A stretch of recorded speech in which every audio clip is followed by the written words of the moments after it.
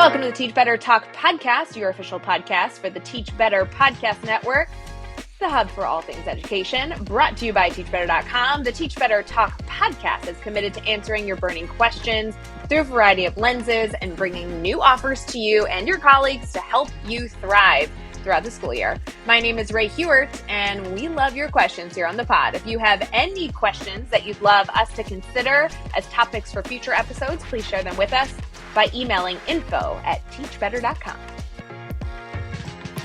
Why can't we all be leaders? Let's focus on following our passion. Before we get too far into wrapping up our leadership week, I want to give a quick shout out to Sarah Jesse. She is a leader that has been a mentor in my life and a wonderful friend and a part of our Teach Better team for so many years. She is so creative and has always been a leader in every single position that she has been in, but always a leader from the background. She is so good at the work that she does and is always so funny, sarcastic, and smart. She brings so much experience. Huge shout out to Sarah and everything that she does and every role that she has. Another person that seems to be the most passionate person in the room, you always want him in your corner, is our amazing guest. We have Frank on with us, and I'm so excited for those of you who may not be connected to him. This is somebody that you definitely want to put on your leadership team. How are you doing, Frank? Well, hey, Ray, thanks for having me. I am doing freaking fantastic. I just had a great day at the beach, and even a bad day at the beach is at the beach. So, I was able to do that, and we had to move a little bit, but in New Jersey, September can be a great beach month or it can be bad. This week happens to be one of the best. And one of the, at the university where I adjunct, they have an Atlantic City campus. So I just pull right up, roll everything out, walk to the beach. And first of all, who wouldn't want beachfront property as a dorm room? I mean, that's crazy. That's insane, period. But so anyway, I rolled up in there. And I'm fired up. Great beach day. So let's dig right into it. I love it. I am so honored that you chose to come on the pod. I've been following you on social media for so long. You are full of energy. You're a middle school guy. It is going to be such a valuable conversation for our community here who may not know all the work that you've done and may not know about the new book that just came out. Will you tell us a little bit about what you do, who you are, and all that jazz? Sure thing. I think the most fun I had in my career so far was as a middle school principal. And when I entered the middle school for the first time, I didn't think I would love it like I did because I was a high school teacher, started my career, taught at the high school level for 10 years, vice principal for a year, went back to the high school I attended to teach for a year. It was just one of my goals, and ended up in this middle school and fell in love with it for a number of reasons. And one of the reasons is we had grades 5 through 8. So you grab that 10-year-old, wow, what you can do with that extra year of 5 through 8. And we just looked around and our test scores were good. So that wasn't my angle. My angle was, I was told anyway, at the interview, morale. We have to attack the morale and the discipline. And I've always been a common sense type of guy and back it up with research, whether it's a review of the literature or my own action research or someone else I know, their action research, and just figured it was common sense that everybody that walked through that door had to accept their role as a leader and create a leadership school. And I'm including 10-year-olds, teachers, custodians, aides, crossing guards, parents, everybody. So that's the approach we started to take. And when that happened, it was one of those common sense moments where, well, why didn't we think of this sooner? It just makes too much sense. So I started gathering research, and my first method was, you're gonna love this, talking to the kids, talking to the actual students and asking them what they like and what opportunities they wanted. What were the great things in our school? what were some of the great things they wanted to bring to our school. And yeah, of course, money is always a parameter, but other than that, they came up with so many great ideas. And I have to tell you, that's where most of my great ideas have come from the students. So it's we as adults, we stick them in a box, over test them, under teach them, and then expect them to be creative. And the teachers and everyone else, they're still worried about test scores. That it just stifles passion and creativity. And I was in a direction where I was not going to let that happen. And if I wanted to get better, then everyone else has to get better too. So that's a direction we took, and we attacked it head on. When that happened, we became known from as far away as Japan. We had a team from Japan, and their largest TV station, NHK, came and filmed our technology influence. But we weren't aiming at being leaders in technology influence. We were aiming, the technology just was a tool that we had to stick in our box, in our toolbox of teaching. So long story longer, when that team of Japanese filmmakers came to our school, what they took away with, even though they were comparing technology integration in Japan and Japanese classrooms versus ours, they came away with climate and culture.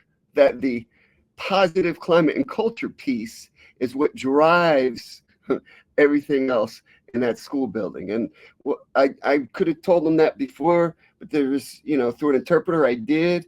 And it just, it kind of legitimized us all over the place.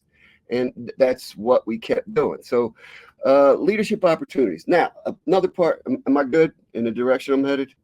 Yeah, okay. I love you sharing this, because this whole week has been focused on leaders and kind of wrapping up this dialogue focused on the fact that everyone in the building has a responsibility to be a strong leader is such a perfect idea. So please continue. One of the full circle moments was when we trained our students to go to other schools and facilitate learning for their students, whether it be team building, leadership concepts, et cetera, putting different and cool climate and culture things in different schools. And then we would take ideas. It was very similar to what some people would call an idea exchange, only we spent all day with that other school. And when our kids came back, they were fired up. The other kids reciprocated by coming to our school, et cetera. So that made the exchange complete. But what I started to accumulate was data. And first, it was informal. I ended up interviewing over 10,000 students between the ages of 10 and 22. And I wasn't surprised that over 90% of the students think that leadership is associated entirely with a position. You have to be captain of the team, president of the student council. You have to be in National Junior Honor Society. You have to be the best athlete. You have to be the smartest. You have to be the vice president, et cetera, et cetera, et cetera. And I wasn't surprised, because that was the old leadership model, that pyramid where it's leadership for the top few, recognition for the top few. Now, if we could flip that pyramid upside down and we can create opportunities, that's when the students see their voice. What I was very surprised at, teachers of those same students also associated leadership almost 90% with a title. If you were an administrator or a department chairperson or a president of the union, et cetera, then you weren't a leader. So that kind of blew me away. And in our school, we were kind of disintegrating that thought process, but we needed to kind of eliminate it from every school. And that's part of my quest. So when those students went back to their schools and they started driving the positive culture, what are the teachers going to say? Hey, Mrs. Smith, I got an idea. I want to make our school better. And now Mrs. Smith goes to the administrators, who aren't the only leaders in the building. We just figured that out, and say, hey, we want to create a better school, a place where everyone wants to be. So who in the right mind, Board of Education, parents, community, would say, oh, stop, I can't take it anymore? No, you want that abundance mentality versus the scarcity mentality. And that's when we started giving opportunities to people. I went to a school in California. The pandemic, I mean, we're all screwed up on that. But right after the pandemic, I visited a school, and it was upper elementary, grades 5 and 6. This walked through the metal detector, beeped, walked through it again, emptied my pockets, beeped, went around the corner. This 10-year-old boy reaches his hand out. He looks me in the eye and said, Dr. R, we've been expecting you. I, I'm like, this is a leadership school. I don't know why they invited me here. I don't know why they're paying me to be here, because they have him. And I better hurry up and get my assembly, get my training done before they figure this out. So, but that's a type of greeting that you want. That's a type of opportunity. This 10-year-old is the ambassador for the school. Give everybody in your class a job. Rotate them through if you have to. I mean, there's a strong correlation also to positive greetings at the door. I mean, it's actually a thing. It's in a book that I use in my one of my university classes by Cobb and Crown Apple, called "Creating." What is it? It's coming to me. It's coming to me. It's creating a culture of dignity, and it's they talk about positive greetings at the door, et cetera, et cetera. But the piece why this works is the dignity component, because that's your birthright, and you're expressing dignity for the students as they enter your room. Now, how about if we push that out into the hallways? You know, you go into a leadership school, a positive climate and culture school, and teachers are saying hello to kids they don't know. You know, just because they're in the school, you push that out to the front of the building, the crossing guards, push that out into the buses where the bus drivers are feeling that same positive culture, push it out into the community. And then guess what? By time it gets to you, now this statistics say 20% increase in achievement inside the classroom if you're standing at the door doing positive greetings, and 9% decrease in discipline. I want to know what the research is if you're pushing it all the way out into the community. If every kid in your, or every person in your community, you know, has your school t-shirt, has your school logo, has your school hat, and they're talking about, hey, guess what's happening at Bellhaven Middle School today? They're having an academic pep rally. Yes, we're there, or at least we want to be there. So you stream it, but you give them opportunities. I've been associated with some schools. All right, wait, hold on a second. I'm all over the place. Let me get back to this 10-year-old boy that greeted me at this school. All right, so he takes me through to around the school, showing me from his perspective the positive things happening in the school. He showed me student work hanging on the wall. He showed me murals. He takes me up to this mural around the back, and it said, "Be epic, not ordinary." So he looked at me, and he was playing me. He said, Dr. R, do you know whose quote that is? And I'm not going to lie to you. I was tearing up because it was my quote. So he said, that's your quote. I couldn't even, I was so choked up, I couldn't even get it out. But that's the kind of greeting I had. A total stranger from 3,000 miles away that really wasn't a total stranger. He takes me in the boys' bathroom, shows me they had murals in the boys' bathroom. He shows me the girls' bathroom, and he said, we can't go in there, but I heard it's really cool. They got some stuff in a basket. It's girl stuff. It's not for us, so we're not going in. Good idea. All right, we're out. We go to the front office. On the front office counter was a basket of apples and a jar of mints, like it was a 5-star hotel. Well, shouldn't it be?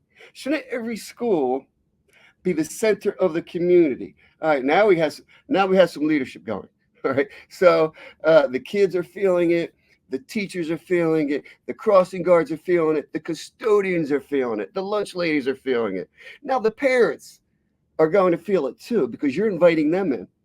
You want them to speak the same language that the kids and the teachers and the principal speaking. And that's where, like, this latest book that dropped Monday, Fired Up Student Leadership, is kind of a series of fired up leadership, fired up teachership, but everybody speaks the same language. Is it a secret when you're dissecting a frog in science class, 6th grade science class? Oh, let's not invite the parents in. They might help? I mean, or they might say, what a great thing we just saw. My 6th grader was dissecting a frog. They flip out. And they are your biggest proponents. Hey, they're the ones passing your budget, They're the ones doing that kind of stuff. Speaking of budget, one year we had a bad budget year. Go figure. We work in a school. So I brought some 8th graders to the leadership table and with some ideas. And I said, look, we're going to have some cuts. We're trying to save clubs. I mean, I'm talking to 13 and 14-year-olds here. I'm not talking to the Board of Education or the teacher leadership team. I'm talking to 8th graders. And so what we're going to have to do is, in order to keep everything in the classroom and in the clubs and the sports, we're going to have to eliminate every non-instructional aid. And then I explained to them what that meant. Like in the cafeteria, hey, guess what? Common sense. You guys can clean your own tables, can't you? Oh, yeah. Hey, Dr. R, we have an idea. How about if we build you a lifeguard stand? And the school where I was 10 minutes from 4 surfing beaches, 3 boardwalks. A lot of parents worked at the casinos until that went south, but they said, we're going to build you a lifeguard stand and you can sit in it and you can see us and we could see you. And because we have that mutual respect for each other, nobody's going to do anything bad, and we'll clean our tables. Now, it didn't go perfectly like they described it. And I'm thinking, how am I going to do 4 lunch duties, But you know what? Because that 8th grader recognized the dignity in me, I had to recognize the dignity in him. So I said, all right, I'll do it. I'll do it for you. And that's what I did. I was the lunch guy for a year. And it was tight. When I was out, there was no lunch. No, not really. But it was, the lifeguard stand became famous throughout New Jersey. People were, I would go to a conference or something, and they would say, "What? Are you the guy in the lifeguard chair?" So, and I still had, when I left, I took it with me. I mean, I didn't steal it or anything. It was actually my pay for the wood and everything. But when you give a kid an opportunity, these ideas are just popping, aren't they? And how about the back? How about the back? How about if you ever get the call, hey, wait until Johnny gets up at your school. He's going to be in your office every day. I'm like, yeah. First day, I called Johnny in. Johnny, I heard so much about you. I need you to help us out with some things here. Well, Johnny's just blown away, and you're making those positive phone calls. But now you have Johnny making those positive phone calls with you. And it's just it's a paradigm shift. It's we're all in it together type of thing. Let's face it, we have to be. And the more leaders you create, the more ability you create exponentially. Should I keep going, or I gotta? No, it's so powerful. I know our community is going to soak all of this in. Friends, stick with us. We're going to dive into a little bit more of these book recommendations so you can continue to get this and more with how-tos related to these amazing ideas, and also some contact information for Frank. Stick with us. Quick pause to talk about the Teach Better team's 360 approach to professional development. Now, we know that the Teach Better team was originally founded on mastery learning practices, but we know there is so much more that takes to building a successful school. Head over to teachbetter.com/professional development to look at the Teach Better team's 360 rollout plan, your complete path to lasting educational transformation. It includes personalized student success plans, progressive instruction, aligned content implementation, a supportive environment, true long-term change, and more than anything, time for teachers. Head over to teachbetter.com/professional development to see the whole system in action.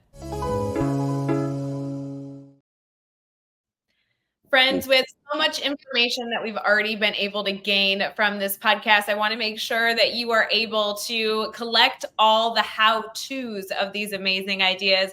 Frank, before we wrap up the podcast, do you mind highlighting a few of your resources, a few of your books with what teachers can expect so that they can pick them up on Amazon or Barnes & Noble, wherever they are located, and use those resources to really put into action the work that you're talking about? And then after that, we'll, of course, get into how they can follow you on social media and stay connected.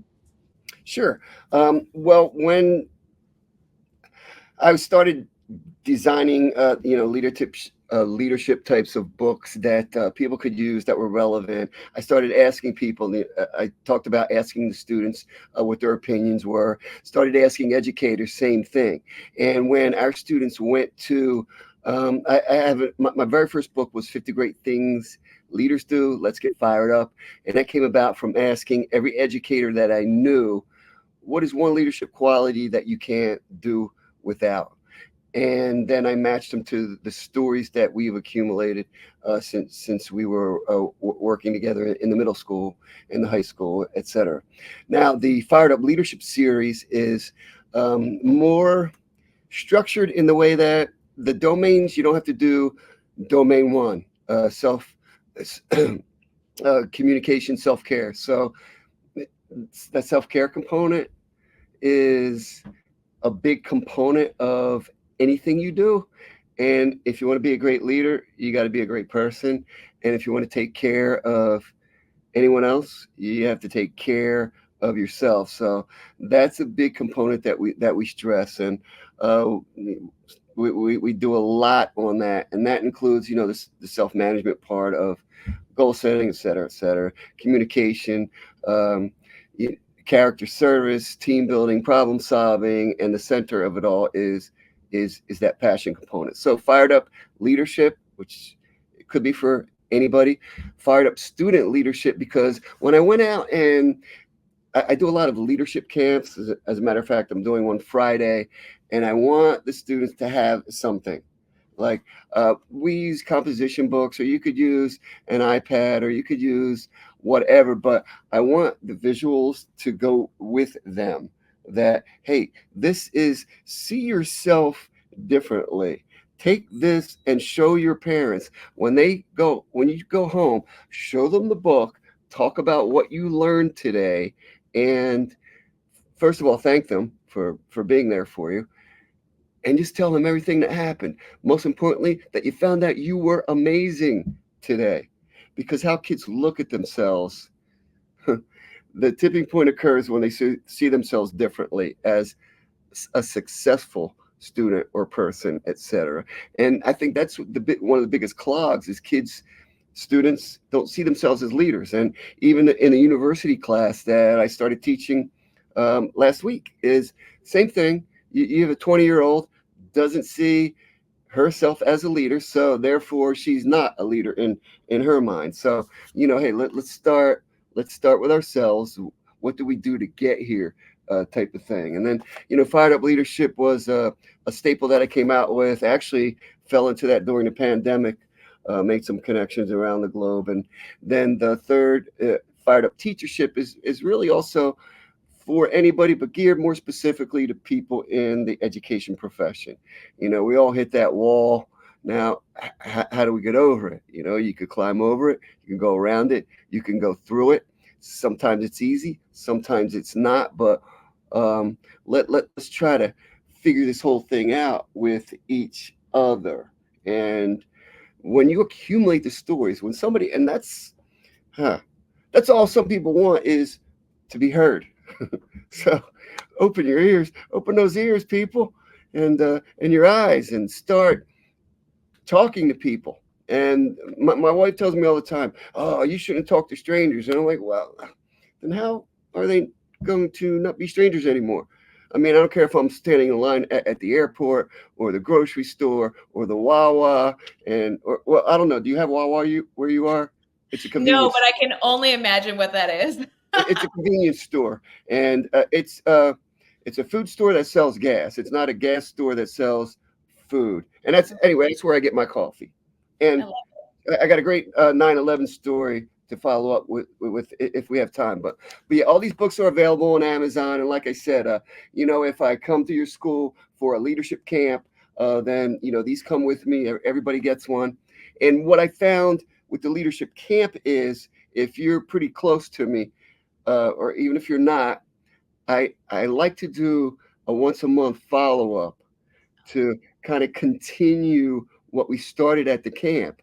And now I can grab your school and connect with another school, adults and students. So that makes that that uncomfort comfortable.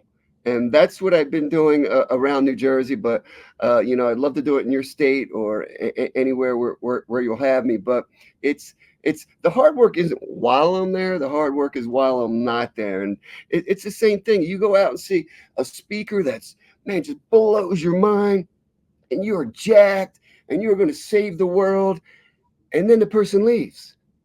And now what? Well, there has to be follow up, whether it's by that person or whether it's by your team or someone else. You have to, if you're going to keep it going, then keep it going. That another key component of leadership is, things that will stick. My grandma used to say, throw spaghetti up against the wall. If it sticks, it's done. This episode is brought to you by S'more.